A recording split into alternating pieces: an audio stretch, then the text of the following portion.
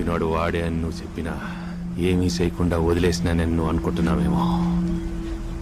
కానీ మొక్కలు మొక్కలుగా నరికేద్దాం అనుకున్నా. కానీ కోపానికంతా పోయి చాలా విలువైన వాటిని పోగొట్టుకున్నాను.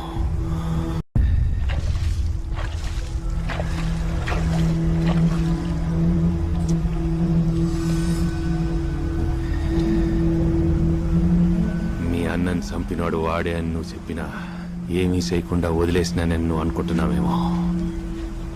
కానీ మొక్కలు మొక్కలుగా నరికేద్దాం అనుకున్నా. కానీ కోపానికంతా పోయి చాలా విలువైన వాటిని పోగొట్టుకున్నాను.